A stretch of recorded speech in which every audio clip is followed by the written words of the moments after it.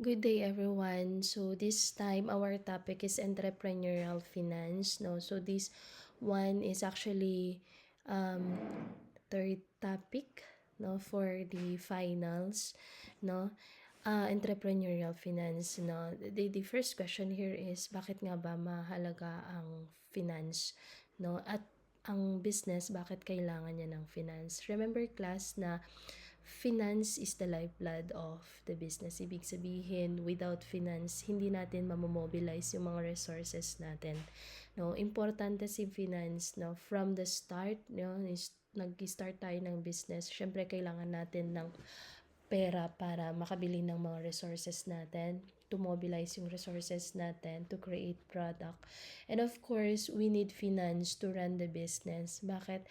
Syempre, in the long run, kailangan nating bayaran yung mga staff natin at saka yung mga recurring na mga expenses natin like electricity, like internet, ganun. So, mahalaga ang finance sa pagpapatakbo ng business.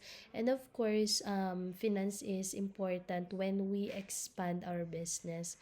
Of course, pag nag-expand tayo sa ibang lugar, example sa abroad, syempre kailangan natin ng finance, no, to finance yung ating kukuning location, yung mga legalities doon. Syempre kailangan nating magbayad ng mga permits doon, and of course yung sa mismong pagpapatakbo na rin ng company once na nag-expand tayo.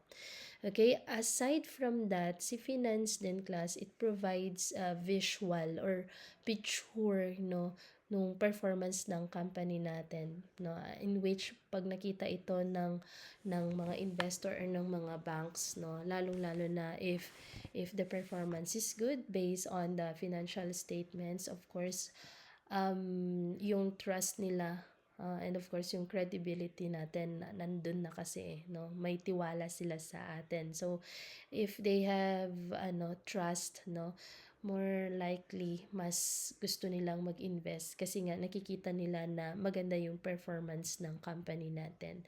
Okay, kung titingnan natin, no, ang entrepreneurial finance na kaiba siya doon sa traditional finance.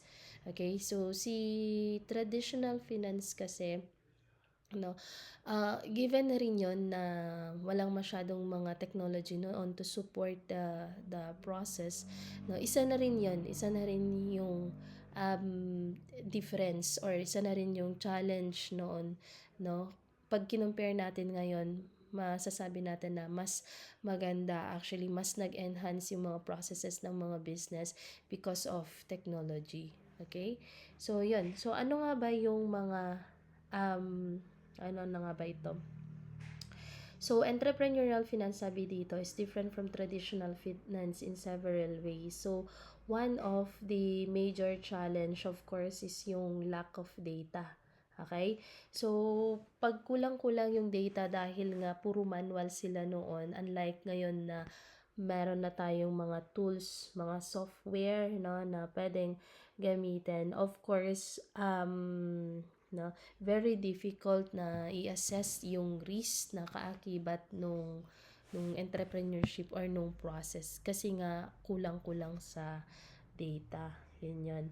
And at the same time, sabi dito, lack of ability to compare against other firms na yung mga baguhan pa lang or yung mga matagal na sa business dahil nga kulang tayo sa data. And in addition, no, yung startups often face limited short-term profit, no, potential, and low liquidity. Remember class, in entrepreneur finance, no, cash is king. Mahalaga ang cash. Dito sa tinuturo ko, kailangan nating isipin yung tatlong mga bagay-bagay, no, kasi importante talaga ito.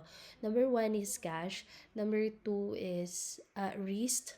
Okay, so bakit na include si risk doon? Kasi as we do business, no, normal na merong risk, So, bakit kailangan nating i-consider yon, no? Kasi it will determine kung makakasurvive ba yung business mo sa industry. So, kung anong industry man yun, or yung possibility na mag-fail yung business mo pag dinisregard mo yung mga risk na yon. And remember, when we are talking about risk, either risk doon sa operation and possible risk na present sa environment natin. So, aside from risk also, class, importante din yung value. Okay? So, what is value? So, kung maalala nyo yung value proposition na na-discuss ko sa inyong business model canvas, yun yung tinutukoy niya ditong value. Okay? So, yun. Ngayon, sabi nga niya dito, entrepreneurial finance involves useful ways of thinking about cash, risk, and value. Yun yun. So, it helps entrepreneurs think more carefully before making decisions instead na nag-a-assume tayo ng mga ideal na good opportunity, no? Meron nga dito, sabi niya, meron nga dito, sabi niya, teaches skepticism, no? There are fewer true opportunities from a financial perspective than we often think. So, meaning, no, we don't usually or we don't easily believe that an idea will succeed, no, just because it is sounds good, yung mga tipong too good to be true, no. So in reality, may mga fewer true opportunities, no, than people think of it. Okay, so ang importante dito is kailangan nating tanungin yung business ba na yon or yung product ba na naiisip natin will make money. Okay? So, may demand ba para dun sa product na yon? And worth ba yung risk na pagdadaanan natin in of course, putting the idea into actual product. Okay? So, yun yung kailangan nating i-consider dito. Okay? So, aside from that, na entrepreneurial finance also helps you focus on the right questions and to make better decisions. For example, you can ask, is this a really good opportunity? Ayan, is fit an opportunity? Or if I use one type of financing now and another later, will it help or create problems for the people involved? Okay, so meron tayong 3 core principles sa entrepreneurial finance. Number 1 dito, sabi niya, more cash is better than less cash, diba? More cash is preferred to less cash. So, having more money gives you more options. Yung pangalawa naman dito is cash sooner is preferred to cash later. So, yung cash na meron tayo ngayon ay much better kesa yung cash, yung mga receivables natin. Okay? And then, yung less risky cash is preferred to more risky cash. Okay? So, safe and sure yung money is more valuable kesa yung hindi ka sure. No? So, in short, kung titingnan natin, no, yung entrepreneurial finance dito, it helps business owners be or to be smarter. Okay? Smarter in decision making by focusing on the money, yung timing, and of course, yung risk na kaakibat ng mga ginagawa nila. So, finance studies how individuals, businesses, and institutions manage and allocate resources over time. So, it involves making decisions about acquiring, investing, and managing money. So, nabanggit na natin kanina yung role ni finance sa entrepreneurship, no? So, ngayon naman, pag-usapan natin, class, yung 3 financial planning essentials. Ito yung mga nababanggit ko kanina na statements na importante sa business. Number 1 is income statement, no? So, yung income statement, no, it provides a summary of business activities over a period of over a period of time. So, yung time na yon pwedeng monthly, pwedeng quarterly, or pwedeng annually. So, ano ba yung pinaka main purpose nito? Of course, para maipakita yung revenue, yung kinikita ng company, yung expenses, yung ginagastos ng company, at saka yung resulting profit or yung net income ng company. Okay, so in short, yung income statements class, it helps into answering the question, magkano yung kinikita ng company. Okay? So, nakikita natin dito, nandito yung mga principal components ng income statement, yung net revenue or net sale. So, ito naman, ito yung total amount na earn, no, from customers or na acquire from customers in exchange for the goods or services na nai-provide. So meron tayong dalawang factors dito, yung number of units at saka yung price na ng per unit. Okay? So in formula, we have net revenue, so that is number of units sold times price per unit, no? So yung revenue can increase. Yung revenue natin dito ay pwedeng tumaas pa pag mas marami tayong naibentang products, no? And of course, pwede din nating i-increase yung price or pwedeng both. Okay, pwedeng both na gawin. Okay, meron din tayong tinatawag dito na cost of goods sold. So, ano ba to? So, sabi niya, everything the business must pay in order to provide the product or service. It is simply the cost to make the products. Okay, so ito yung mga costs required to produce or provide the product or service, no? Ito yung cost. Kung maalala nyo yung sa cost structure na kung saan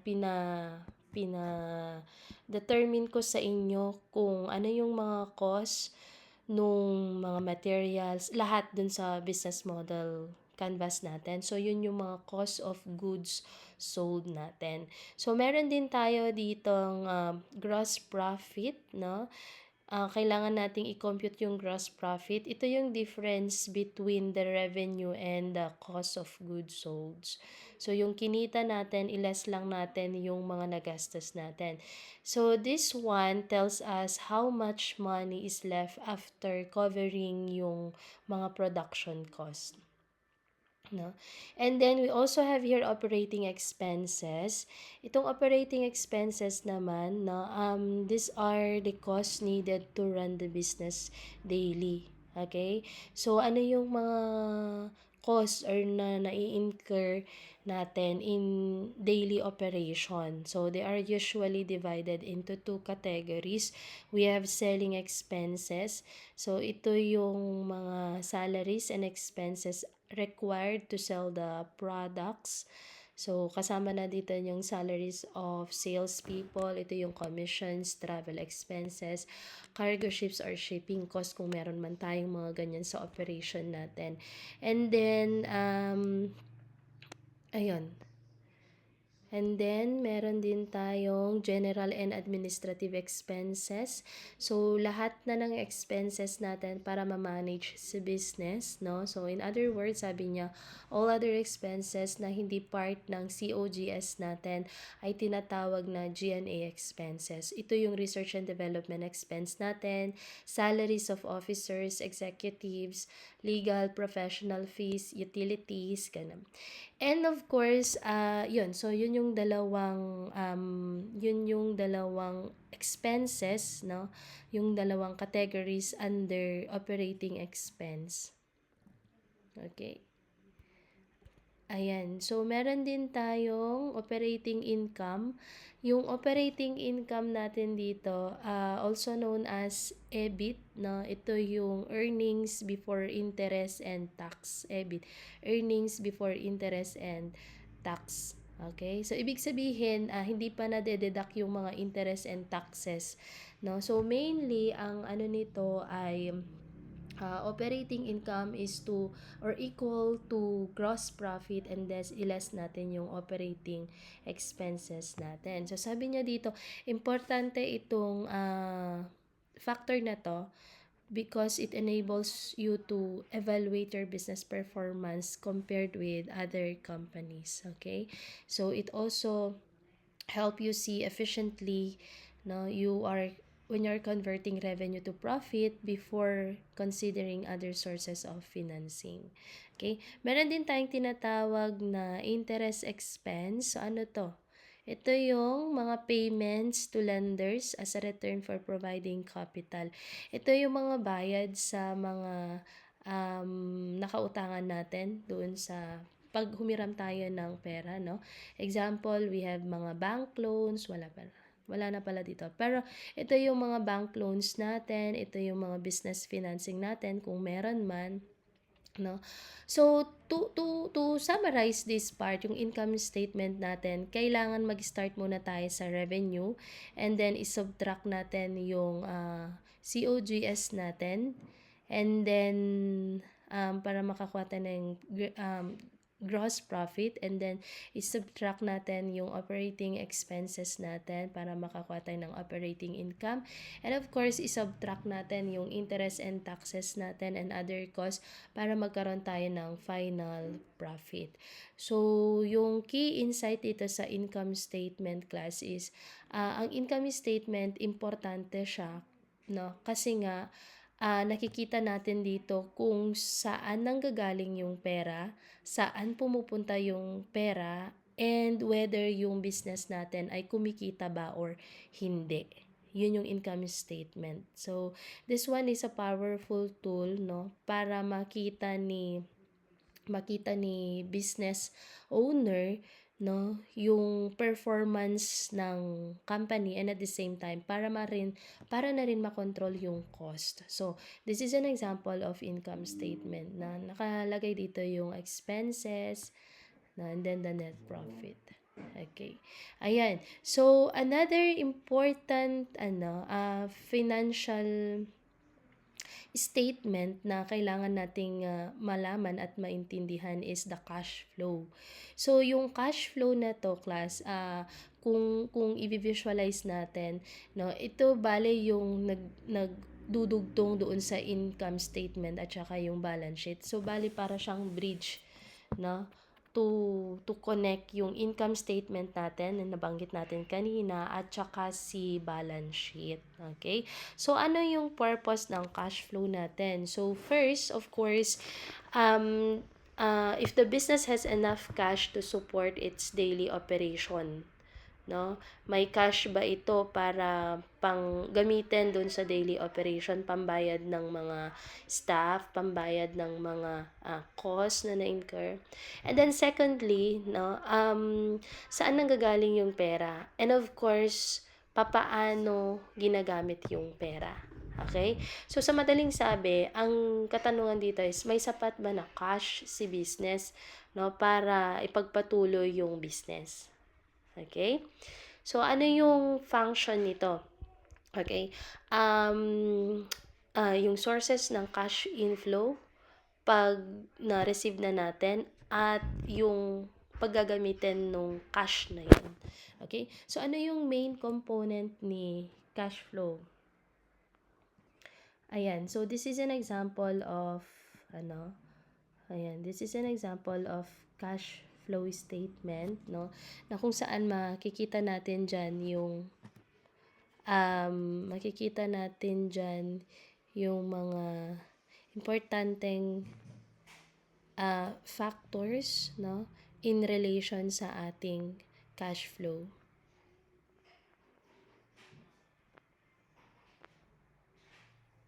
Okay, so first we have cash receipts from customers, ayan, and other operations. Okay, so yun yung mga sa operating activities natin, no? Ito, meron tayong cash do'n sa operating activities natin, meron din tayong cash do'n sa investing activities natin, and meron tayong cash doon sa financing activities natin. So, kung mapapansin natin class, dito sa operations natin, yung cash receipts na nare-receive natin sa mga customers natin in exchange doon sa product and other operations, meron din tayong cash paid for. Yung cash na ito, yung binayaran natin para doon sa ating inventory. Yung cash para doon sa ating GOA kanina, and then yung cash para sa mga salaries ng ating trabahador, and of course kung may interest, no, and then yung sa taxes. Okay, so yun lahat yon. Okay, and then meron din tayong investing activities dito. So, yung investing activities natin dito, like cash receipts from sale of property and equipment, collection of principal on loans, investment securities, yung cash na binayaran natin para dun sa pag-acquire ng property na yon, and then yung cash paid for making loans to other entities kung meron tayong mga loans sa banks, ganon, and then cash sa pag-purchase natin ng investment securities, and then yung net cash flow from investing activities, no, and then yung financing activities meron din tayo. So yung sa financing activities, ito yung cash receipts from issuance of stocks, and then yung bayad doon sa nahiram natin, and then cash na pinambayad doon sa ating mga repurchase of stock, repayment of loans, and then dividends, and of course meron tayong net cash flow from financing activities. Okay, kailangan nating isipin class na pag pinag-uusapan si cash flow, no, cash is the lifeblood of a business. Tama? Yun yung nabanggit natin kanina. Okay? So, kahit na si company ay nag-earn ng profit, kung wala itong sapat na cash, no, failure pa rin yung possible na kaharapin niya. Okay? So, in connection, yung cash flow doon sa ating income statement, the income statement actually shows profitability. Okay? Yung balance sheet natin, it shows financial position. At yung cash flow natin, it shows liquidity or cash movement. Okay? How liquid is our business? Ibig sabihin, gaano siya, may cash ba ito, no, to maintain the operation? Ayun. Ayun. So net increase in cash, sabi niya, cash at the end of the year kasi na less na yung ano. So, meron tayo kung papansinin nyo, Clash, yung cash at the beginning of the year, meron tayong 15,700, no? So, meron tayong, may pumasok, parang ganun yung analyzation natin dito. May pumasok na 6,009, ano ba yan? 693,200. And then, ilas natin yung mga expenditures natin, yung operational expenditures natin. So, meron na lang tayong 147,900.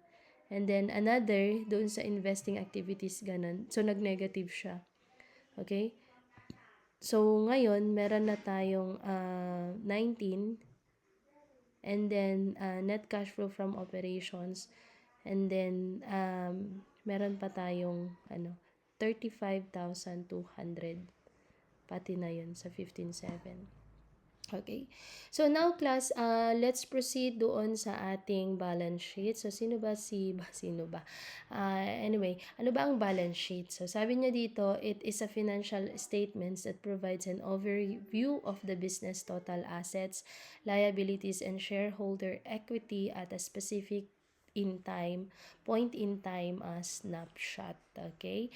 So yung balance sheet class, it provides an overview ng business financial position at a specific point in time. So, unlike yung income statement at cash flow natin na kung saan meron la pa silang na period, okay? Si balance sheet, no, ano lang siya, snapshot lang siya ng business natin. So, ano ba ang purpose ni balance sheet? Of course, ang una dyan is, nakikita dito, ano ba yung asset ng business. Okay? And of course, ano yung utang ng business. And of course, ano na yung natira, that is the equity. Okay? So, yung formula niya, class, is assets is equal to liabilities plus equity. Okay? Okay? Or assets, okay, assets less liabilities is to equity. Okay? Mm. So, ang asset, ano ba ang asset class, no? Assets are what you own. So, assets represents the cash categories that appear on the first line of the balance sheet. So, this is divided into current and non-current, no? And then, ayan, yung current assets natin, this can be converted into cash quickly, no? Usually within a year. Example, sana yung ating cash, yung ating accounts receivable. Accounts receivable, ibig sabihin, ito yung mga future money na mare-receive natin from our customers.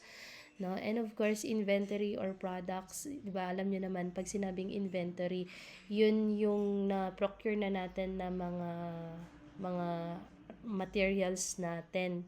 No? So, ano pa rin yun, asset pa rin natin yun. Kasi hindi pa siya na-convert into product or pwedeng product na, still asset pa rin natin yon. Okay? So, these are used in the day-to-day operations of the business. Okay, other than that, ang asset pa na sinasabi niya dito, class, ay ayan, yung mga properties, building, land natin, and then yung mga intangible assets like yung brand natin, yung trademark natin, ganun. Okay, so yun nga, sabi natin kanina, merong dalawang klase ng asset. Ito yung current at saka non-current.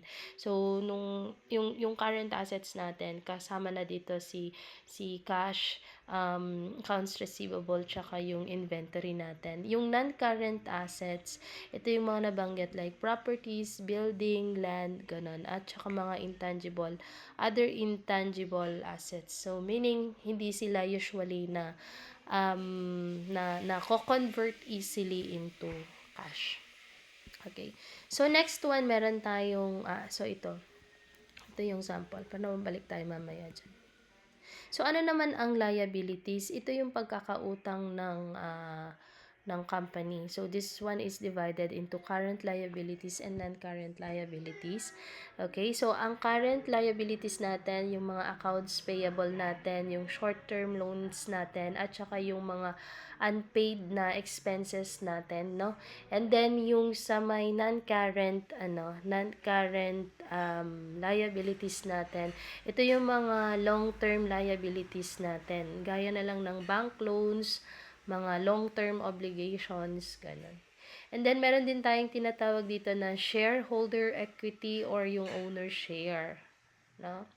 So, this one represents the share capital, no, which is the money invested in the company, mainly through cash, plus any amount the company decides to pay to shareholders from the fiscal year's net income. Okay, so, ang kasama niya dito yung capital na na-invest ng owner, and then yung retained earnings or profits kept in the business. Okay. So, yung key insights natin dito from this one, no, the balance sheet helps us understand how strong the business is financially, and if it has too much debt or yung utang, and if it has enough resources to operate. Okay? So, ito yung sample ng ating balance sheets. Yan, yung si asset, and then liabilities. Pag niles natin yan, so magkakaroon tayo ng yung sa owner's equity. Pero pag yung sa total liabilities and owner's equity, i-add lang natin yung si liabilities and owner equity. Okay. Ayan. So, nandito na rin yung sa total liabilities and total assets natin. Okay? So, to conclude this part, importante ang balance sheet kasi dito mo makikita yung overall financial health ng business natin at specific point in time. No? And then, meron din tayo dito na record keeping and bookkeeping. Ano naman itong dalawang ito? So, these are actually important, no? Important in the business, no? Kasi without proper record keeping or bookkeeping, maaring mamali tayo sa mga input, no? And as of now, since meron tayong with the help of the technology, mas nagiging madali na sa atin yung pag-record, keeping and bookkeeping ng mga data na lalong-lalo na financial statements natin. Okay, so dito sabi niya, it is a practice of storing your business records such as customer data, sales document, and inventory in a clear and structured way. So, ano yung focus nito nung financial record keeping natin or kilala sa tawag na bookkeeping? First, of course, manually through entering records into a physical book such as ledger natin, entering data on spreadsheet like Excel, and using professional desktop accounting bookkeeping software. Okay, so aside from that, ayan, sabi niya dito, it is a critical to be aware of what transaction you should be tracking. So in business, a transaction is any event that has a monetary impact on your business financial statements, and it is recorded as an entry in your accounting records, no? Ayan. And an example of this one is paying a supplier and receiving payment for a good or service. So para mas maayos daw yung pag ano natin nung ating process, no, kailangan nating i-track yung receipts at saka yung mga bank statements, no, in which it enable us to answer yung mga question. How much money does your business receive? Magkano yung na-receive mo na pera? Okay, and then magkano yung lumabas na pera? And then magkano pa yung utang mo? And magkano pa yung utang nila sa'yo? Okay? So, ano yung mga methods ni bookkeeping? Meron tayong dalawa dito. We have the manual bookkeeping at saka yung online bookkeeping. Of course, pag manual bookkeeping, ginagamitan yan ng pen and paper, no? And then, ayan, traditional way yon. While si online bookkeeping, ginagamitan ito ng software. So, this is an example of bookkeeping, yung ginagawa sa bookkeeping. So, meron tayong date dito, kailan nangyari yung transaction, ano yung transaction na yon, magkano yung pumasok na pera, magkano yung lumabas na pera, and then yung balance, yung result of subtracting money out from money in, na? Ayan. So, aside from bookkeeping, mahalaga din na malaman natin yung profit margin natin. So, ano nga ba si profit margin? So, sabi niya dito, ito yung ratio that measures how much income is kept in a business or specific sale or deal as to compare to the total revenue. So, nime-measure nito yung profitability, no? Ayan. Nime-measure nito yung profitability, no, to find out how much of every revenue is kept in the form of profit. So, yung kanyang formula is revenue less cost revenue. Okay. So, yan. Pag sa profit margin natin, no, magkano ba yung kinita talaga ng business natin, okay? So, mini-measure nito yung profitability. Okay? So, this one is, sabi niya, best used when comparing companies within the same industry na merong parehas na revenue numbers at saka business model. So, ano yung formula nito actually is revenue less cost divided by revenue. So, kailangan muna nating i-subtract yung cost doon sa revenue, and then i-divide natin by revenue para makuha yung percentage in profit natin, no? So, yun naman. So, bakit nga ba mahalaga si revenue, no?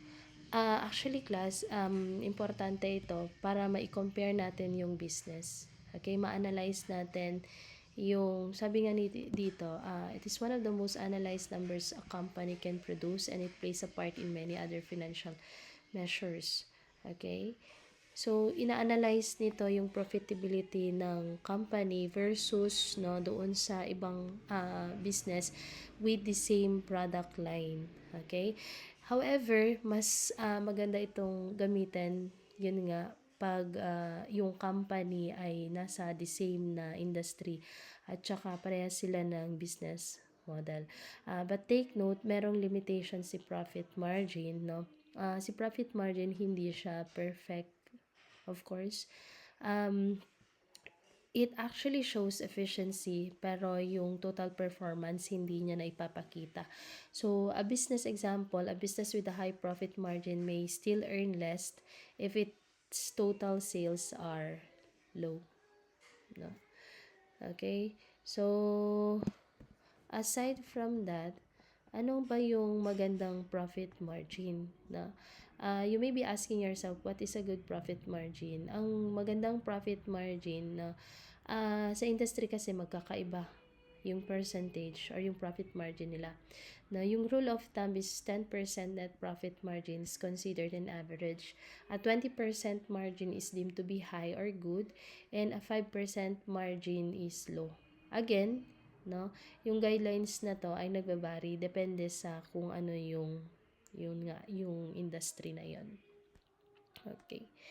So, now, meron din tayong tinatawag na break-even point, no?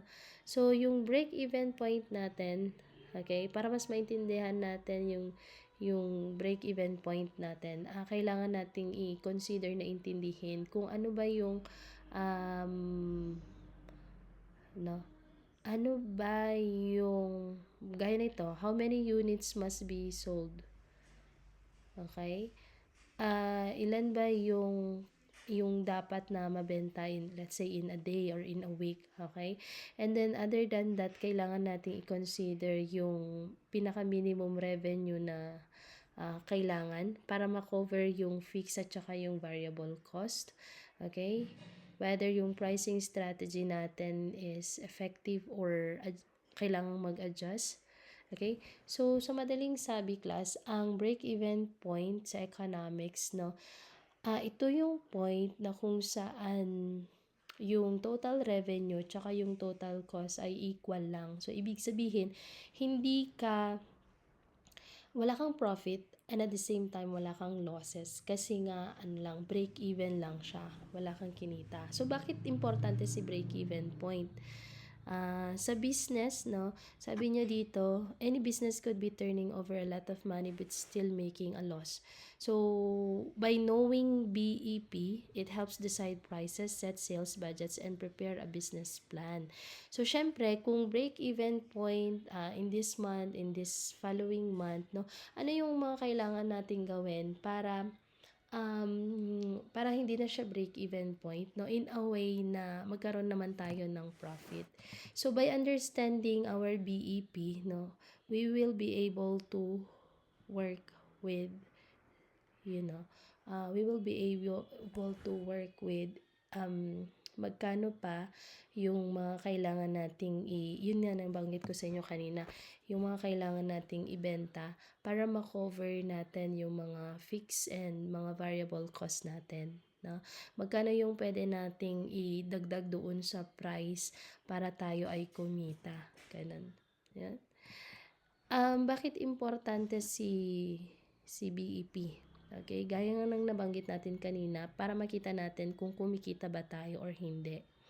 Okay, so sabi niya dito, the timeline for your present product line to profitable, how far sales can decline before you start to incur losses, how many units, so how many products you need to sell bago kayo magkaroon ng profit, and how reducing the price or volume sales will impact your profit, how much an increase in price or volume of sales ang kailangan natin para ma-increase yung fixed cost natin, no?